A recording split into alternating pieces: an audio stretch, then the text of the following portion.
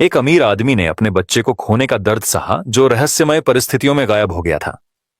तब से उसने कभी दूसरा बच्चा अपनाने के बारे में नहीं सोचा। लेकिन जब उसने गरीबी से जूझ रहे एक परिवार से एक लड़के की कस्टडी खरीदी, तो उसने कुछ ऐसा देखा जिसने उसे अवाक कर दिया। उस लड़के के शरीर पर वही जन्म चिन्ह था जो उसके खोए हुए बेटे का था। इसके बाद जो हुआ वह और भी चौंकाने वाला था। इस तरह की और भी अद्भुत कहानियां देखने के लिए हमारे चैनल को सब्सक्राइब करें और वीडियो को लाइक करना ना भूलें, ताकि आप आगे भी हमारे साथ बने रहें। अली हसन का जीवन लंबे समय से एक अंतहीन सन्नाटे में बदल चुका था। बाहर से वह दुनिया के सामने एक सफल और शक्तिशाली उद्योगपति के रूप में दिखता था, लेकिन भीतर वह किसी खंडहर की तरह था जिसे किसी ने छोड़ा तो था लेकिन भुलाया नहीं। कराची की गगनचुंबी इमारतों के बीच उसकी कंपनी का नाम एक मील का पत्थर था। लोग उसे एक ऐसे व्यक्ति के रूप में जानते थे जिसने तकनीकी दुनिया में अपने विचारों और मेहनत से क्रांति ला दी थी। लेकिन उसकी असली कहानी इस बाहरी चमक दमक से कहीं दूर छिपी हुई थी। उसकी जिंदगी की सबसे बड़ी त्रासदी वह दिन था जब उसका इकलौता बेटा उमैर बिना किसी सुराग के गायब हो गया। वह दिन उसकी यादों में पत्थर की लकीर की तरह गहरा था। वह एक सामान्य सुबह थी जब सब कुछ सामान्य दिख रहा था, लेकिन कुछ ही घंटों में उसका जीवन पूरी तरह बदल गया। उमैर का गायब होना उसकी खुशियों के ताबूत पर आखिरी कील थी। इसके साथ ही उसकी पत्नी जोया और उसके रिश्ते में जो भी बची खुची मिठास थी वह भी खत्म हो गई। उस हादसे के बाद अली ने अपने जीवन को अपने काम में डुबो दिया। दिन रात काम, अनगिनत मीटिंग्स और ना खत्म होने वाले प्रोजेक्ट्स, यह सब सिर्फ उस खालीपन को भरने की कोशिश थी जिसे उमैर के जाने के बाद उसने महसूस किया था।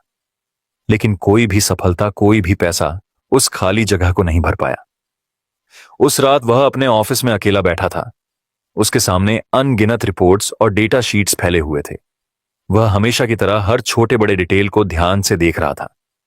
तभी कंप्यूटर स्क्रीन पर एक खबर चमकी।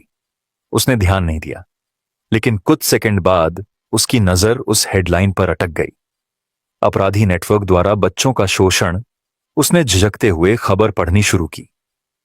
लेख में उन बच्चों की कहानियां थीं जिन्हें गरीबी और मजबूरी ने अपने परिवारों से दूर कर दिया था।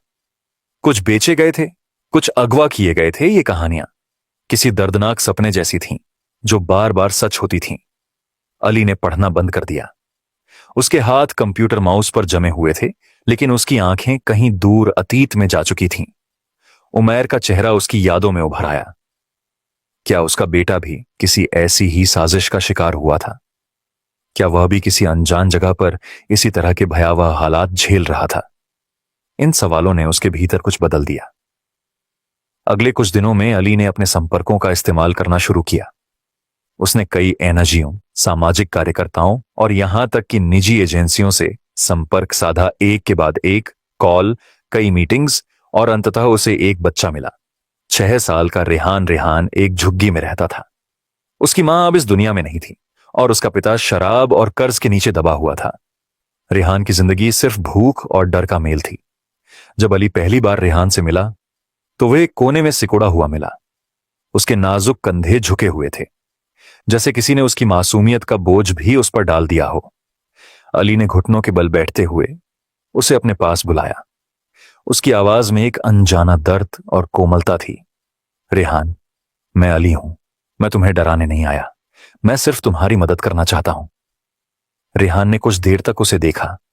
उसकी बड़ी बड़ी आंखों में रोशनी नहीं थी, बस डर और थकान थी। उसने धीरे धीरे अपना हाथ बढ़ाया और अली का हाथ थाम लिया। अली ने महसूस किया कि उस छोटे से हाथ की पकड़ कितनी कमजोर थी, जैसे उसमें जीवन का कोई वादा नहीं बचा हो। उसी दिन अली ने रेहान को अपने साथ अपने घर ले जाने का फैसला किया। उसकी विशाल हवेली रेहान के लिए किसी सपने की तरह थी। वह वहां पहुंचा तो हर कोने को अजनबी निगाहों से देख रहा था। वह चमचमाते फर्श पर चलते हुए ऐसे लग रहा था जैसे वह हर कदम पर गिरने से डरता हो। रात के खाने के दौरान अली ने हल्के फुल्के ढंग से बात करने की कोशिश की। उसने मुस्कुराते हुए पूछा, रेहान, तुम्हें क्या करना पसंद है? क्या तुम्हें किताबें पढ़ना अच्छा लगता है या कोई खेल? रेहान ने बिना कुछ कहे सिर हिला दिया। उसकी खामोशी इतनी गहरी थी कि अली का दिल और भी भारी हो गया। रात को जब अली रेहान के कमरे में गया तो उसने उसे खिलौनों के साथ खेलते हुए पाया, लेकिन रेहान का ध्यान कहीं और था। वह खिलौने को उलट पलट रहा था, जैसे उसमें कोई राज खोजने की कोशिश कर रहा हो। तभी अली की नजर रेहान की बांह पर गई। उसकी बांह पर एक निशान था, पत्ते के आकार का। अली की सांस अटक गई। वह निशान बिल्कुल वैसा ही था जैसा उमैर की बांह पर था। अली वहीं खड़ा रह गया। उसकी आंखों में अविश्वास का सागर उमड़ पड़ा। उसके भीतर की हलचल को शब्दों में बयां करना मुश्किल था। क्या यह महज एक इत्तेफाक था या इसके पीछे कोई सच्चाई छिपी थी? वह बिना कुछ कहे कमरे से बाहर निकल आया। उसका दिल तेजी से धड़क रहा था। उसकी सांसें उखड़ रही थीं।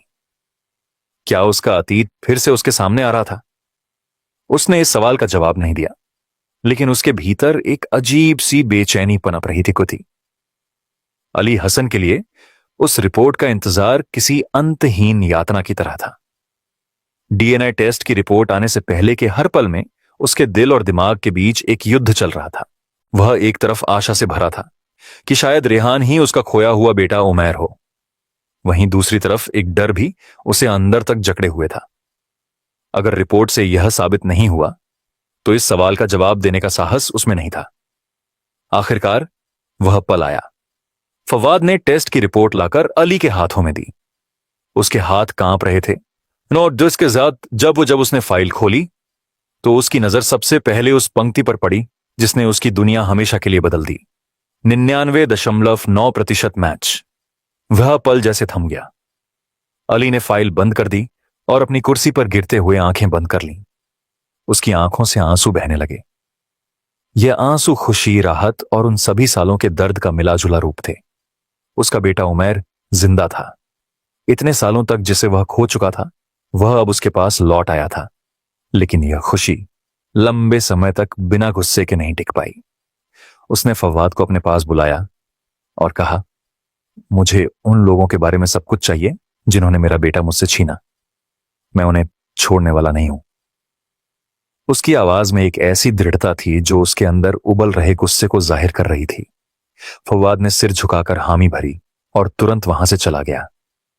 अली अब रेहान के पास गया, जो उस समय अपने कमरे में एक खिलौने से खेल रहा था। वह कमरे के दरवाजे पर कुछ देर खड़ा रहा, जैसे खुद को तैयार कर रहा हो कि वह उससे क्या कहे। आखिरकार उसने धीरे धीरे कमरे में कदम रखा और रेहान के पास बैठ गया। रेहान ने उसकी तरफ देखा लेकिन कुछ नहीं कहा। अली ने उसकी तरफ हाथ बढ़ाते हुए कहा, रेहान, क्या मैं तुमसे कुछ पूछ सकता हूं? रेहान ने हल्की हिचकिचाहट के साथ सिर हिलाया। तुम्हें अपनी मां के बारे में कुछ याद है या उन लोगों के बारे में जिन्होंने तुम्हें वहां रखा था? अली ने उसे डराए बिना पूछा। रेहान ने कुछ देर तक कुछ नहीं कहा। उसकी उंगलियां खिलौने के पहिए को घुमा रही थीं, लेकिन उसकी आंखें खाली थीं। फिर उसने धीरे से कहा, मुझे बस इतना ही याद है कि मेरी मां मर गई थी। उसके बाद वे लोग मुझे अपने साथ ले गए। वे हमेशा कहते थे कि मैं परेशानी हूं। उसकी आवाज इतनी धीमी थी कि अली को सुनने के लिए थोड़ा झुकना पड़ा। अली के दिल में एक चुभन हुई। वह उन शब्दों का वजन महसूस कर सकता था। उसने रेहान के सिर पर हाथ फेरते हुए कहा, तुम अब परेशानी नहीं हो रेहान। तुम्हें अब किसी चीज से डरने की जरूरत नहीं है। मैं तुम्हारे साथ हूं, हमेशा। रेहान ने उसकी ओर देखा। उसकी आंखों में अभी भी भरोसा नहीं था, लेकिन कहीं ना कहीं वह महसूस कर रहा था कि अली की बातों में सच्चाई थी। अगले कुछ दिनों में फवाद ने अपनी जांच पूरी कर ली। वह एक मोटी फाइल लेकर अली के पास आया और उसे बताया कि रेहान को संभालने वाला दंपति एक अंतर्राष्ट्रीय बच्चों की तस्करी करने वाले गिरोह का हिस्सा था। सर, उनके पास कई बच्चों को रखने और बेचने के लिए फर्जी दस्तावेज हैं। उनकी पूरी पहचान नकली है। मैं उनके ठिकाने तक पहुंचने के बहुत करीब हूं। अली ने फाइल को देखा और कहा, मैं उन्हें छोड़ूंगा नहीं। उन्होंने मेरे बेटे के साथ जो किया उसका हर कीमत पर हिसाब चुकाना होगा। फवाद ने हामी भरी और चला गया। अली अब रेहान के पास गया। उसने उसे गोद में बिठाया और पहली बार उसकी आंखों में गहरी नजरों से देखा। रेहान, उसने कहा, मैं तुम्हें एक सच बताना चाहता हूं। रेहान ने उसे देखा, थोड़ा उलझन में, लेकिन चुप। तुम मेरा बेटा हो। तुम वही हो जिसे मैंने इतने सालों तक ढूंढा है। अली की आवाज कांप रही थी, लेकिन उसमें एक अजीब सी ताकत भी थी। रेहान ने कुछ नहीं कहा। उसने धीरे धीरे अली की आंखों में देखा और पहली बार उसके चेहरे पर हल्की सी मुस्कुराहट आई। अली ने उसे कसकर गले लगा लिया। यह वह पल था जब उसके जीवन का सबसे बड़ा खालीपन भर गया। लेकिन इस खुशी के साथ वह अपने दिल में जलते हुए गुस्से को दबा नहीं सकता था। उन लोगों को सजा दिलाने का संकल्प जिन्होंने उसके बेटे की मासूमियत छीनी थी। अब अली की सबसे बड़ी प्राथमिकता यही थी। उसने फव्वाद को फोन किया और कहा, उनका हर पता, हर नाम मेरे पास होना चाहिए। मैं ये लड़ाई खुद लड़ूंगा। फवाद ने तुरंत जवाब दिया, सर हम सब तैयार हैं, जल्द ही वे सब आपके सामने होंगे। अली ने फोन रखा और रेहान के पास जाकर उसके सिर पर हाथ फेरा। तुम्हारा दर्द खत्म होगा बेटा, मैं वादा करता हूं। फवाद ने वह जानकारी ला दी थी जिसका अली बेसब्री से इंतजार कर रहा था। रिपोर्ट में स्पष्ट रूप से बताया गया था कि वह दंपति जिसने रेहान को संभाला था वास्तव में एक बड़े आपराधिक नेटवर्क का हिस्सा था। यह नेटवर्क अस्पतालों, अनाथालयों और आर्थिक रूप से टूट चुके परिवारों के बीच काम करता था। ये लोग बच्चों को बेचने और खरीदने का गंदा काम करते थे। फवाद की जांच ने इस नेटवर्क की जड़ों को उजागर कर दिया था। अली ने बिना समय गंवाए अधिकारियों से संपर्क किया। उसने सुनिश्चित किया कि इस पूरे नेटवर्क को खत्म करने के लिए एक सटीक और विस्तृत योजना तैयार की जाए। फवाद, हर कदम पर सावधानी बरतनी होगी, कोई भी बचना नहीं चाहिए। इन लोगों ने न जाने कितने परिवारों की खुशियां छीनी हैं। अब इन्हें इनके की का अंजाम भुगतना होगा, अली ने कठोर स्वर में कहा। फवाद ने तुरंत कार्रवाई शुरू कर दी। अधिकारियों के साथ मिलकर इस पूरी तस्करी श्रृंखला को तोड़ने की योजना तैयार हुई। दिन रात की मेहनत के बाद छापेमारी शुरू हुई। एक एक करके इस नेटवर्क के सभी अपराधियों को गिरफ्तार किया गया। अस्पतालों और अनाथालयों में छानबीन की गई, जहां से बच्चों को अवैध रूप से खरीदा और बेचा गया था। यह देखकर अली के भीतर गुस्सा और बढ़ गया कि कैसे मासूम बच्चों को पैसों की लालच में वस्तुओं की तरह बेचा गया था। लेकिन इन सब के बीच अली के लिए सबसे बड़ी चुनौती थी उमैर को उसकी असली पहचान बताना। वह जानता था कि यह आसान नहीं होगा। उसने अभी तक उमैर को यह नहीं बताया था कि वह उसका बेटा है। वह सही समय का इंतजार कर रहा था। एक शाम जब उमैर बगीचे में बैठकर ड्राइंग बना रहा था, अली धीरे धीरे उसके पास गया। उसने देखा कि उमैर कितनी तल्लीनता से कागज पर रंग भर रहा था। उसके हाथ में पेंसिल थी और उसकी उंगलियां धीरे धीरे रंगों से एक पेड़ की तस्वीर उकेर रही थीं। अली ने उसकी कलाई पर उस खास निशान की ओर इशारा करते हुए कहा, तुम जानते हो यह निशान तुम्हारे लिए बहुत खास है।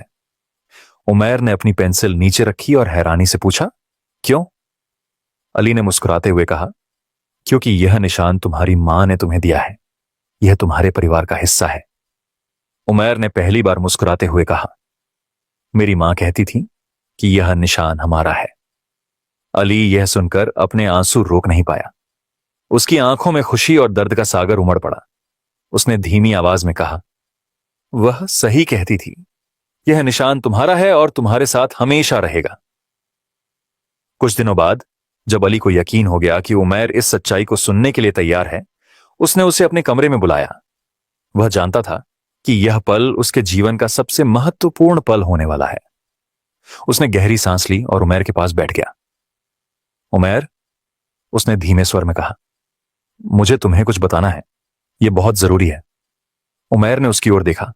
उसकी मासूम आंखों में हल्की सी जिज्ञासा थी। तुम मेरा बेटा हो, तुम ही वो हो जिसे मैंने हर जगह खोजा। इतने सालों से मैं हर पल तुम्हारे वापस आने की उम्मीद करता रहा।